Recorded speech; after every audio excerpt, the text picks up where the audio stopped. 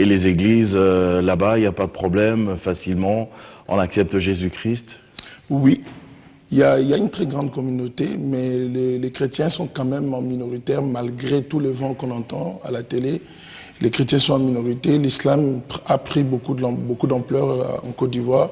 Nous prions pour que le Seigneur nous donne vraiment les armes nécessaires pour que les âmes viennent à Christ. Peut-être parce que les musulmans sont plus forts que vous, ils font beaucoup plus d'évangélisation que vous. Qu'en dites-vous? Non, c'est pas qu'ils font plus d'évangélisation que nous, c'est juste que déjà de naissance, il y a plusieurs qui sont musulmans, donc il y a plusieurs qui sont musulmans de naissance, et les chrétiens, les vrais chrétiens sont très peu. Okay. Et donc il y a beaucoup de chrétiens, il y a beaucoup de catholiques, il y a beaucoup de protestants, mais les vrais chrétiens, on peut les compter.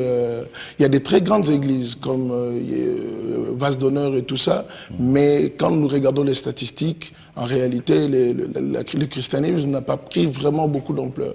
Dans les provinces, il y a beaucoup de provinces en Côte d'Ivoire qui n'ont pas entendu parler du Seigneur. Parenthèse que nous avons très vite refermée, vous êtes pasteur, puisque nous parlons des chrétiens, justement. Est-ce qu'on peut savoir, avant même de parler de cette grande structure, comment est-ce que vous avez accepté Jésus-Christ dans votre vie? C'était en quelles circonstances? Et quand est-ce que vous avez su que vous devriez le servir? C'est une très bonne question. Voilà, je suis né dans une famille chrétienne. Mon père est pasteur depuis que je suis conscient. Mon père était pasteur depuis que j'étais conscient, voilà. J'ai dit il était parce qu'il est décédé en 2005. Et on a grandi dans la foi chrétienne et à 8 ans, j'ai commencé à être interpellé. C'était mon frère aîné, le pasteur Kabasele, Timothée Kabasele, lorsqu'il devait se faire baptiser, on était tout jeunes. Et moi, j'ai commencé à sentir ce besoin réellement d'appartenir à Christ. Un jour, j'ai fait un rêve comme quoi tout le monde allait au ciel et j'ai resté sur la terre. Et j'ai beaucoup pleuré cette nuit. Et j'ai pris la décision vraiment de m'attacher au Seigneur à partir de là. Et à plusieurs reprises, comme beaucoup de gens qui grandissent dans des églises, on passe devant lorsqu'on te dit de donner ta vie à Jésus. Je l'ai fait plusieurs fois. Mais je sais qu'un jour, c'était le bon. Et le Seigneur a fait quelque chose dans ma vie. Comme tous les adolescents, même si je parlais en langue, je vivais des dons spirituels, je me suis quand même éloigné du Seigneur pendant un moment, mais le Seigneur m'a rappelé à lui et bon, quand je dis rappeler à lui, c'est pas que j'étais pas chrétien, mais c'est juste que je ne vivais pas une vie pleine en Christ. Et depuis un moment, depuis peut-être 2000, les années 2000, le Seigneur m'a vraiment rappelé vraiment dans une vie saine et le Seigneur m'a permis vraiment de marcher avec lui et surtout de commencer à le servir depuis ces années-là. Déjà avant de continuer, vous avez dit que vous passiez devant tout le temps. Vous l'avez fait à plusieurs reprises et une fois c'était le bon. Oui. Alors, moi je veux savoir, est-ce que c'est possible que quelqu'un accepte Jésus-Christ plusieurs fois comme ça? Non. Je pense qu'on accepte le Seigneur une seule fois. Et ça se passe, c'est quelque chose qui se passe une seule fois. On est né de nouveau et quelque chose de spécial se passe. Donc vous le faisiez sans conviction alors? Oui, je le faisais comme tout enfant qui cherche, qui a de bonnes volontés et puis qui veut vivre des choses avec le Seigneur. Mais je pense qu'un jour c'était le bon et le Seigneur m'a fait grâce de lui appartenir et d'appartenir à son royaume. Et après, maintenant vous le servez, mais comment vous avez su qu'il fallait maintenant le servir? Comment j'ai su qu'il fallait maintenant le servir? C'est venu quand, le déclic?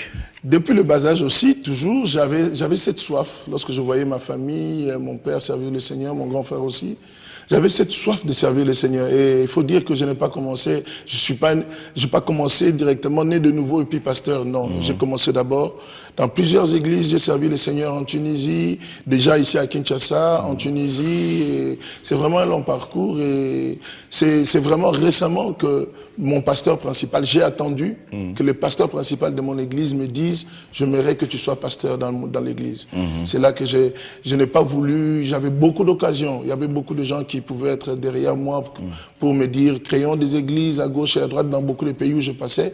Mais j'attendais que le Seigneur lui-même, comme la parole du Seigneur le dit, « Mettez-moi à part Paul et Barnabas pour le travail pour lequel je les ai appelés. » Et j'ai attendu la main du Seigneur et le Seigneur a touché son serviteur. Il m'a dit, j'aimerais que tu serves, que tu travailles avec moi et j'ai suivi la voie du Seigneur. Donc la vie chrétienne de votre famille vous plaisait, mais entre autres aussi votre grand frère, le pasteur Timothée Kabasele, que nous saluons d'ailleurs en passant avec madame son épouse.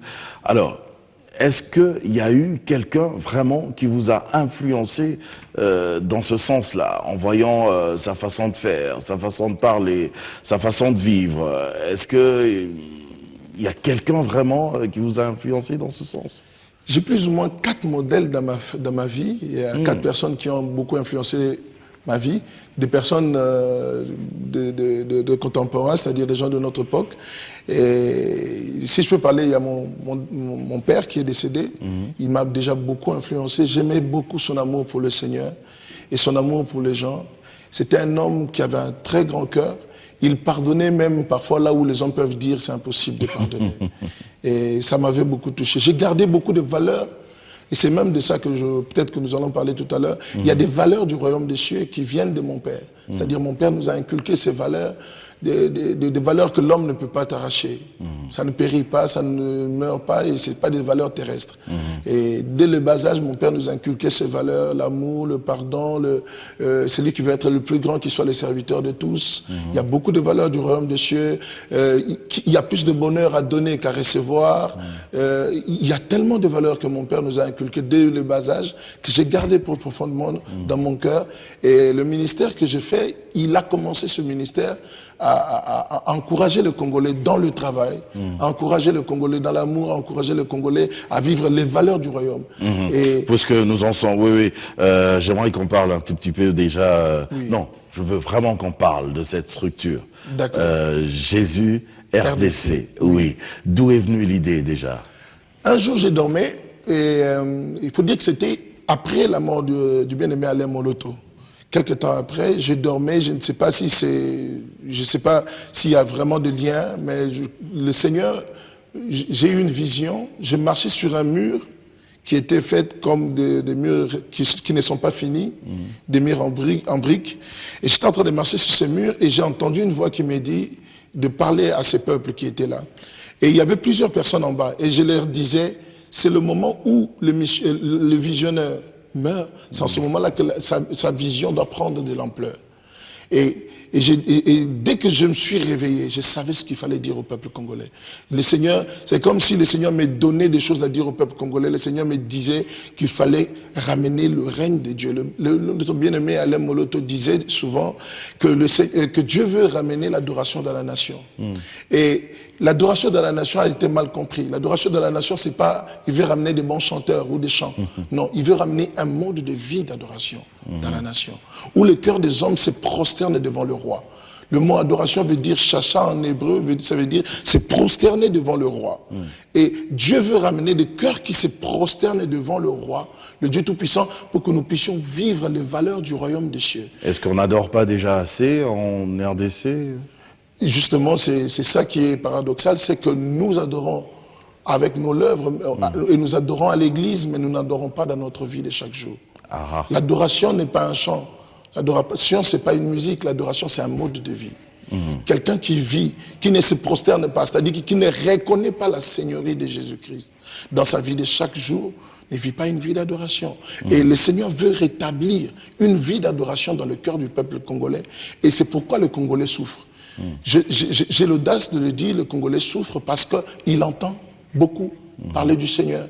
Et son jugement est double. Parce qu'il entend parler du Seigneur, il fait de Jésus très souvent le sauveur de sa vie, mais très peu le Seigneur de sa vie. Peut-être parce que l'environnement aussi ne le permet pas. Il vit d'autres situations assez compliquées aussi. C'est difficile d'inculquer ces genres d'éducation que vous apportez spirituelle à un tel peuple. Je ne pense pas que ça soit difficile. Je pense que le travail appartient d'abord au Seigneur, c'est vrai.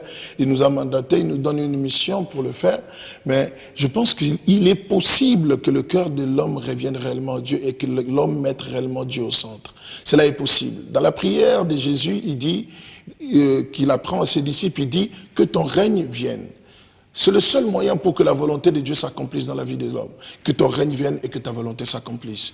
Pour que la volonté de Dieu s'accomplisse dans notre nation, le Congo. Pour que nous puissions vivre réellement le plan de Dieu dans nos vies, nous devons faire venir le règne de Dieu. Nous disons Jésus RDC. Jésus RDC veut dire Jésus, roi de la République démocratique du Congo. Donc nous voulons que Jésus soit le seul roi des vies. Le roi des cœurs, le roi des... Le seul centre d'intérêt. Exactement. C'est le seul moyen. Et la distraction du diable, c'est de pousser l'homme à s'intéresser au matériel. C'est de pousser l'homme à ne venir à Christ, à ne venir à l'église que pour ce qui périt. Et Jésus nous donne un secret, toujours dans Matthieu 6, il nous donne un secret, il nous dit que nous ne devons pas s'aimer ou moissonner dans les choses qui périssent, mais dans les choses qui durent éternellement, c'est-à-dire dans les valeurs, dans les choses du ciel, dans les choses qui ne peuvent pas périr, ni, comment il a dit, c'est quoi le mot? Il a dit, voilà, qui peuvent rouiller. Voilà, c'est le terme que Jésus a utilisé. Et donc, nous devons nous concentrer sur son royaume et tout nous sera donné par-dessus. Matthieu 6, verset 33, il dit, cherchez premièrement le royaume des cieux et le reste vous sera donné. Il n'a pas dit que le reste, c'est des choses que nous devons chercher. Il dit même, ne vous inquiétez pas de ce que vous allez manger ou boire. Ce sont les païens qui le font. Il nous dit que c'est les païens qui font ces choses-là. Nous, nous devons nous concentrer sur lui. Les regards tournés vers lui, nous faisons ce que nous devons faire. Je travaille. Le Seigneur bénit l'œuvre de main des hommes qui ont le regard tourné vers lui et centré sur lui. Qui ne vont pas à l'église pour... Vous savez, la dernière fois, j'ai pris le groupe musical de l'église que je dirigeais. J'ai pris la liste des chants que nous avons chantés les dimanches et vous allez être étonnés. Sur 10 chants, il y avait un seul chant qui était adressé à Dieu. La plupart des chants... Comment ça? La plupart des chants, c'était mon papa est fidèle. Ce n'est pas des mauvais chants, c'est des bons chants. Mais on s'adresse très peu à Dieu. On témoigne, on évangélise, on parle de... on témoigne, on évangélise, on parle... Mais quand je dis mon papa est fidèle, c'est... voilà, C'est une très bonne chose, oui. Gloire à Dieu. Mais le problème, c'est que nous rendons un culte. Quand je viens pour un culte dimanche matin, le culte est d'abord rendu au Seigneur. Le témoignage vient après. Le message que je donne aux hommes vient après. C'est-à-dire, nous venons à l'église d'abord pour rendre un culte à un Dieu. Et il a besoin de ce culte. Notre vision réellement dans Jésus RDC, c'est résumé, je vais le lire dans la parole du Seigneur, dans 2 Corinthiens, chapitre 10, à partir du verset 3. Si nous marchons dans la chair, nous ne combattons pas dans la chair. Car les armes avec lesquelles nous combattons ne sont pas charnelles, mais elles sont puissantes par la vertu de Dieu pour renverser les forteresses. Vous savez, le diable a érigé beaucoup de forteresses dans la connaissance. Dans la connaissance, il y a beaucoup de choses que nous prêchons, que nous mettons comme des règles dans nos églises, ou beaucoup de choses qui ne sont que la forme. Dieu est plus intéressé par le fond que par la forme. Et c'est très important que le peuple de Dieu renverse les forteresses des raisonnements. Et le texte dit, nous renversons les raisonnements et toute hauteur qui s'élève contre la connaissance de Dieu. Et nous amenons toute pensée captive à l'obéissance de Christ. C'est le travail que nous faisons dans Jésus RDC. Notre mission. Donc c'est un peu genre rétablir un peu la conscience du Congolais, du peuple, c'est ça? Si je peux le dire ainsi, mais vraiment, vous savez, à la colonisation, lorsque les colons sont venus en Afrique, ils ont ramené une nouvelle manière de voir, une nouvelle manière de regarder. L'évangile amène cette nouvelle manière de regarder. Aujourd'hui, l'évangile du Christ nous pousse plus à nous centrer sur des choses éphémères plutôt que sur une nouvelle manière de regarder la vie, sur une nouvelle manière de voir la vie. Jésus est venu, quand il prêchait, il disait, je vous amène une bonne nouvelle, la bonne nouvelle du royaume des cieux. Et cette bonne nouvelle du royaume des cieux n'est pas centrée sur des choses terrestres. C'est centré sur le ciel et on gagne aussi sur la terre. C'est une réalité. On gagne sur la terre quand on se centre sur le ciel. Mais il y a une manière... Vous savez, les habits que nous portons aujourd'hui, c'est les colons qui nous ont ramené cette manière de nous habiller. Peut-être pas vous, ça c'est africain, mais la plupart des costumes que nous portons, nos cravates que nous portons, c'est une manière de faire qui vient de l'Europe, qui vient de l'Occident et que nous avons adopté. Mais nous avons adopté le christianisme sans adopter les valeurs de ce royaume-là. Nous ne faisons pas partie, nous sommes sur terre, mais nous faisons partie d'un royaume qui est céleste, qui est spirituel. C'est pour ça que avant même de continuer, vous avez parlé de l'adoption, comme cette civilisation aussi que nous avons adoptée des Occidentaux. Vous avez dit on a adopté le christianisme sans même comprendre on va dire le b.a.-ba du christianisme. Alors, Question de curiosité, parce que c'est une question qui suscite aussi beaucoup de débats par rapport à certains invités qui viennent ici sur ce plateau. N'est-ce pas une erreur de notre part d'accepter, on va dire, une religion ou une spiritualité qui n'est pas forcément la nôtre? Je ne sais pas comment me prononcer sur le sujet. Moi, j'essaie juste une chose. C'est juste une parenthèse, hein, mais vraiment, je voulais que vous puissiez nous aider dans ce sens. Voilà, je ne sais pas. Karl Marx avait de mauvaises intentions en disant que la religion, c'est l'opium du peuple. Mais je pense quand même que le chrétien, et c'est vraiment notre travail, le chrétien d'aujourd'hui, congolais, doit quitter de la religion. La religion, c'est l'opium du peuple. Ça nous fait endormir dans des dogmes. Mais c'est quoi la religion?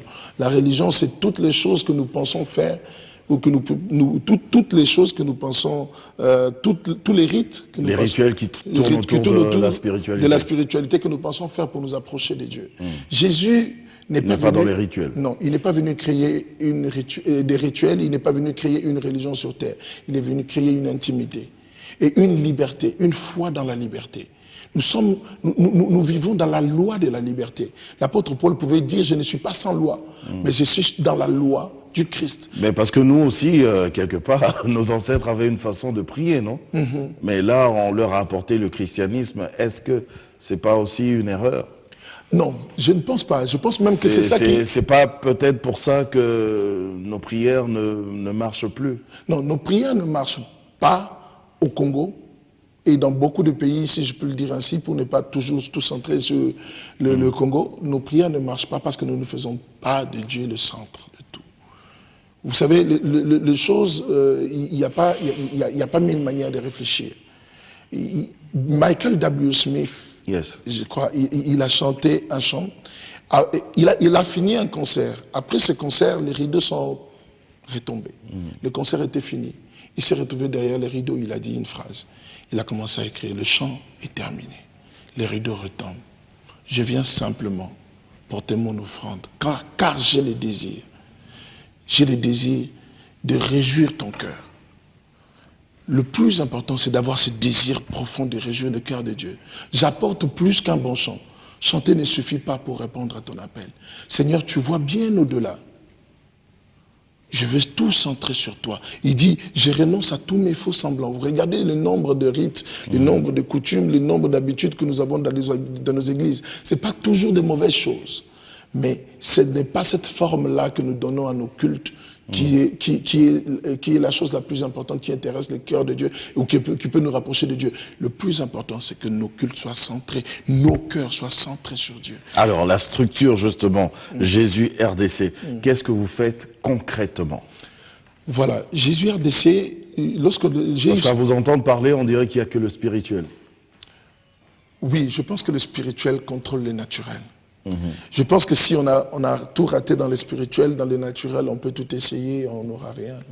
Vous savez, les Américains ne sont pas devenus ce qu'ils sont par hasard. Avant de parler de ce que nous faisons avec Jésus RDC, ils ont carrément une fête. Je ne sais pas s'il y a un autre pays dans le monde qui a une fête où on consacre pour dire merci à Dieu.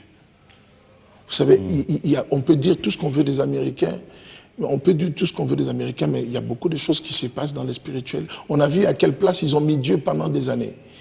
Dans beaucoup de choses. En Dieu, nous croyons. En Dieu. Et si les gens deviennent... S'il y a des choses qui se passent dans le spirituel, nous voyons le naturel qui suit. C'est tout à fait automatique et naturel. Et je crois en une chose. Je crois que comme Moïse, lorsqu'il élevait ses mains, les enfants d'Israël gagnaient la guerre. Je pense que lorsque nous élevons nos cœurs, nos vies, l'intérieur de nous, pas seulement tout ce qui se passe au niveau du physique, pas seulement le confort matériel, mais lorsque nous élevons notre intérieur pour ressembler à Christ, je pense que le physique aussi va suivre. Le Seigneur va intervenir et nous allons gagner toutes les guerres possibles. Alors, qu'est-ce que vous apportez, vous, à votre niveau? Parce que vous tenez aussi plusieurs réunions. Oui. Alors, qu'est-ce que vous apportez concrètement par rapport aux Congolais? Voilà. Ce que nous faisons, c'est que nous organisons des réunions, des réunions qu'on appelle communément des réunions Jésus RDC. Et pendant ces réunions, nous donnons des messages de transformation de mentalité, transformation de vie, de renouvellement d'intelligence. Et le renouvellement d'intelligence ne peut pas se faire sans Romains 12, le premier verset.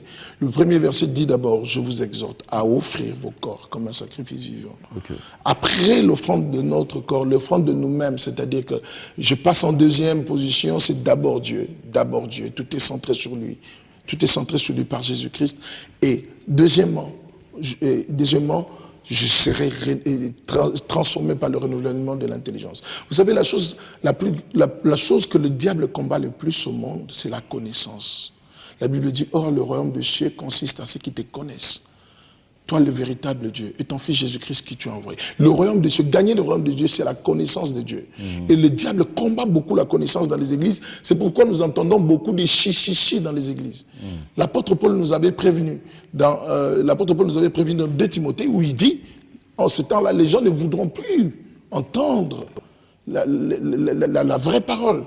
Ils vont se donner plusieurs docteurs qui vont leur donner plusieurs messages. Ce que nous venons, nous venons renverser. Renverser tout auteur qui se lève contre la connaissance du Christ. Et par nos messages, nous organisons des réunions. Lorsqu'on était en Tunisie, nous avons organisé plusieurs réunions en Tunisie. Nous avons aussi organisé des réunions dans plusieurs pays. Nous avons même fait appel sur Internet à plusieurs personnes pour qu'ils se lèvent dans la prière, pas seulement dans la prière, mais prendre le temps d'écouter nos messages pour une transformation. Parce que vous savez, lorsque tu connais, Tonton Jaco, lorsque tu rentres dans la connaissance, ta prière devient efficace. Okay. Sans la connaissance, ta prière est comme quelque chose de vide. Vous savez que le diable a déjà été dépouillé. Le diable, la Bible dit, il a dépouillé les dominations, il les a livrées publiquement en spectacle pour nous. Mais nous vivons comme des condamnés à mort. Nous vivons, les sorciers de nos familles nous font peur parce que nous manquons la connaissance. Et c'est la chose que le diable combat le plus, la connaissance dans la vie des hommes de Dieu. Et vous pensez que ce que vous apportez au niveau spirituel pourra transformer les mentalités? Je ne le pense pas, j'en suis sûr. Je suis convaincu que le Seigneur ne nous appelle pas et ne nous envoie pas sans nous donner quelque chose à donner. C'est-à-dire qu'il nous donne des messages de transformation de mentalité que nous communiquons. Et il y a des changements dans la vie des gens. Il y a des changements dans la vie des gens. Vous avez des preuves déjà, des témoignages dans ce sens-là? Vous voyez déjà une certaine évolution quand même? Il y a plusieurs personnes avec qui nous travaillons en Tunisie, maintenant en Côte d'Ivoire, et on a fait plusieurs réunions dans plusieurs pays.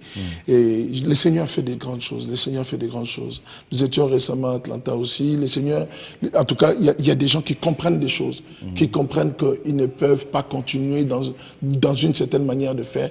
Et que si nous voulons que le Congo change réellement, le meilleur investissement, c'est l'homme. Oui. C'est l'homme d'abord.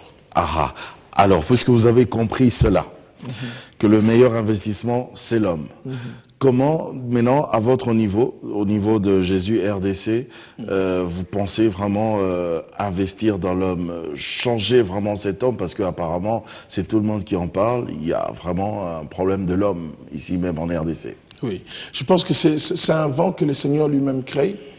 Ma prière est vraiment simplement que ça ne reste pas un vent. Ça reste que ça devienne réellement quelque chose qui transforme les vies et qui rentre dans l'église et qui change l'église. Okay. Parce que le problème, c'est l'église.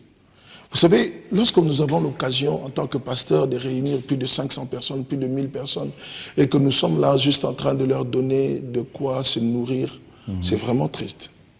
C'est vraiment triste. Je pense que la tête de l'Église doit d'abord changer. C'est d'abord la tête de l'Église. Parce que l'Église a une puissance ici en Côte d'Ivoire, et ici plutôt en RDC. Oui, ici en RDC. L'Église a une puissance et les pasteurs ont même une puissance de manipulation sur le peuple qui vient. Et si les pasteurs ne donnent pas de bons messages, si les pasteurs se centrent sur tout ce qui est éphémère, parce que les gens souffrent, vous voulez leur donner à manger, mais écoutez, apprenez-leur à pécher. Oui. Apprenez-leur, rapprochez les hommes de la source qui est Jésus-Christ. Lorsque vous rapprochez quelqu'un de Jésus-Christ, il n'aura pas besoin de venir vous toquer à votre porte chaque jour, sauf si vous voulez faire des adeptes, des gens qui se prosternent chaque jour devant vous. Mais rapprochez les hommes de Dieu, vous allez voir comment le Congo va changer. Si les pasteurs changent leur message, et vraiment je profite pour interpeller les pasteurs congolais, Vraiment, nous faisons parfois la honte dans le monde. Lorsque vous voyagez, vous dites, je suis pasteur, c'est vraiment la honte dans les avions. Et je vous interpelle, pasteur congolais, s'il vous plaît, changeons nos messages. Concentrons les hommes et les peuples de Dieu sur le royaume des cieux. Et tout nous sera donné. Vous savez, il y a des choses... Mais en même temps, la Bible est vaste, hein, pasteur. Oui. Vous pouvez pas seulement aller dans ce genre de messages. Il y a d'autres aussi qui peuvent aussi donner d'autres messages. Par exemple, je sais pas, la prospérité, excusez-moi, je ne crois pas à plusieurs évangiles. Les finances. Je ne crois pas à plusieurs évangiles, tonton Jacob. Ok. Je crois à l'évangile du royaume des cieux. Jésus, en parlant, il n'a jamais dit Jésus n'a jamais dit que je vous prêche l'évangile de la prospérité. Jésus a dit, je vous prêche l'évangile du royaume des cieux. L'évangile du royaume des cieux, c'est d'abord le royaume des cieux. Et le royaume des cieux vient. Regardez, je vais peut-être vous dire autre chose, si je peux mieux m'exprimer. Si vous donnez à quelqu'un quelque chose qui peut s'abîmer, la personne prendra la chose et ça va pourrir en quelques secondes. Mais si vous lui donnez, au lieu de lui donner la chose qui va périr, si vous lui donnez la source de la chose, dites-moi, est-ce que vous pensez que la personne aura besoin de se concentrer sur ce matériel? Je ne pense pas que l'évangile de la...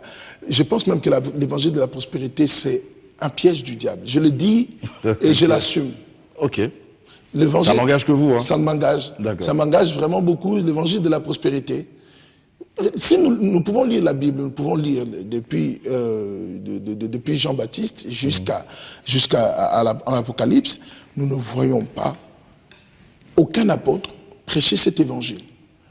Je ne sais pas d'où ça sort. Si c'est tiré de l'Ancien Testament, je suis désolé, je ne comprends pas. Même les miracles qui se font, les gens qui peuvent avoir l'argent en plein réunion de prière, qui peuvent avoir gagné des mégabytes dans les téléphones en plein réunion de prière, vous dites que... Je pense que ça peut arriver, mais je pense que c'est pas la priorité de Dieu.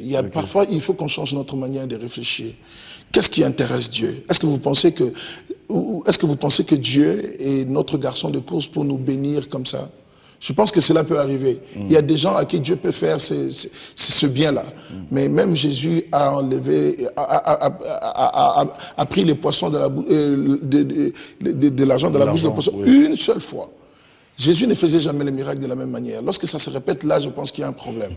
Mais ce que je veux dire, c'est que... On retourne à la source. Je ne limite pas Dieu dans sa manière de faire. Je ne peux pas limiter Dieu dans sa manière de faire. Mais la seule chose que je peux dire, c'est que Dieu... Regardons qu'est-ce qui intéresse Dieu. À l'école de Dieu, on ne peut pas passer en deuxième année sans avoir réussi la première année. Quand tu vis une épreuve, l'apôtre Jacques dit, considérez comme un sujet de joie complète toutes les épreuves auxquelles vous faites face. Dieu n'est pas un Dieu pour faire des miracles, pour donner de la nourriture des enfants aux chiens. Excusez-moi, Jésus a pu dire cette phrase à cette femme qui est venue, parce que il faut... La Bible dit, prospère à tous égards, comme prospère l'état de ton âme. Il est important que c'est-à-dire que l'avancement de ton âme définit l'avancement de ta vie de chaque jour. Tu ne peux pas gagner des choses de... Est-ce que Bill Gates est parti à l'église pour devenir ce qu'il est devenu aujourd'hui?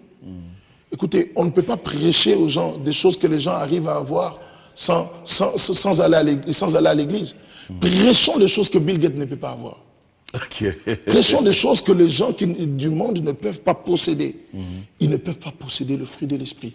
Ils vont faire semblant pendant un moment, mais leur nature viendra au galop un jour. En tout cas, puisque malheureusement nous sommes arrivés à la fin, j'aimerais que vous puissiez nous lancer un message. D'abord, par rapport à la structure Jésus RDC, à tous vos frères, vos compatriotes congolais, puisque vous êtes ici. Nous en profitons, avant même que vous puissiez rentrer en Côte d'Ivoire. Qu'est-ce que vous pouvez nous dire ce soir? Merci beaucoup, tonton Jacob, pour cette occasion. Et je bénis le Seigneur pour cette occasion qui me donne de partager avec le peuple congolais. Je sais que cette émission est vraiment suivie. J'ai pris que le Seigneur touche vos cœurs. S'il y a des pasteurs qui ont entendu ces messages, qui se sont sentis un peu frustrés, c'est pas mon objectif. J'aimerais juste que, si vous entendez ces messages, que le Seigneur parle à vos cœurs pour que les choses changent dans votre manière de donner le message de Jésus-Christ. Parce que dans le message de Jésus-Christ, c'est pas l'homme qui est au centre, c'est Jésus qui est au centre. Et j'aimerais, si vous voulez vraiment me rencontrer, il y a sûrement mon numéro qui s'affiche sur vos écrans. Je vous prie de m'appeler. Je vis en Côte d'Ivoire, mais je peux être disponible pour discuter avec vous, pour intervenir dans vos réunions, pour faire ce que le Seigneur nous permettra de faire. Mais vraiment, je vous en supplie, lorsque vous entendez ces messages, comprenez que vous avez l'occasion de parler à des milliers de personnes, parfois des centaines de personnes. Donnez Jésus aux hommes. Ne donnez pas le matériel aux hommes. C'est une erreur que nous faisons. Et je vous prie, pasteur et bien-aimé peuple congolais, arrêtez de vous centrer sur le matériel. Centrez-vous sur Jésus-Christ et vraiment lisez la parole de Dieu. Lisez la parole de Dieu. Parce que sans la lecture de la parole de Dieu, nous serons ballonnés. On accepte tout. Oui, nous serons emportés en tout vent. Vous savez, les armes spirituelles que nous avons dans la Bible, il n'y a pas la prière dans les armes spirituelles. C'est grave de dire cela. Mais lorsque j'ai fait ce constat, j'ai compris que Dieu s'intéresse beaucoup au travail qu'il fait dans la vie de son serviteur, plus qu'à tous les services que le serviteur est en train d'accomplir. Si moi, je ne change pas ma vie, ma manière de vivre, ma manière de réfléchir, si je n'adopte pas les valeurs du royaume des cieux, tout ce que je pourrais faire pour l'Église n'aura pas beaucoup de valeur devant le Seigneur. C'est pourquoi il y aura des gens à qui Dieu dira: tu as chassé tu as chassé des démons en mon nom. Ils ont servi au nom du Seigneur. Oui. Mais je ne vous ai jamais connu, vous qui commettez l'iniquité. Pourquoi? Parce que l'homme intérieur n'a pas été transformé. Dieu est plus intéressé par le travail qu'il fait dans la vie de l'homme, plutôt que par ce que l'homme fait dans la vie des autres. Et j'aimerais encore insister, nos armes spirituelles sont un mode de vie. Le fruit de l'esprit, c'est un mode de vie. Dieu s'intéresse au mode de vie. Apprenons au peuple de Dieu à vivre le mode de vie du royaume des cieux. Que le Seigneur bénisse le peuple congolais. Merci beaucoup, pasteur Justin Kabasele. Merci. J'espère que nous allons faire un tour en Côte d'Ivoire. Avec plaisir, on pour vous rencontrer. Ça sera avec plaisir. Que Dieu vous bénisse. Amen. Merci à vous également, chers téléspectateurs, de nous avoir suivis. On va se retrouver la prochaine fois pour un autre numéro de Sur le Plateau. Mais en tout cas, s'il y a des questions qui sont restées en suspens, n'hésitez pas, soit d'appeler directement le pasteur, notre invité, soit de nous écrire via ce numéro de téléphone qui défile au bas de vos petits écrans. Au revoir et bonne suite de programme sur B1. Vous n'avez jamais eu le sentiment qu'il vous manquait quelque chose?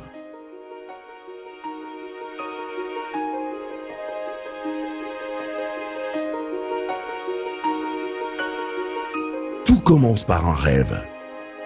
LBT Congo, le Bon Berger Trading Congo, vend des véhicules neufs ou d'occasion à des prix hors concurrence. Très large choix de véhicules, américains, européens, asiatiques, volant gauche ou droit, des jeeps, des bus, des camions et tracteurs d'occasion expertisés par des professionnels. Les meilleurs prix et qualités sur le marché. Possibilité de paiement par tranche. De nombreux services personnalisés. Immatriculation, entretien, teinte de vitre, pose de radar, livraison à domicile.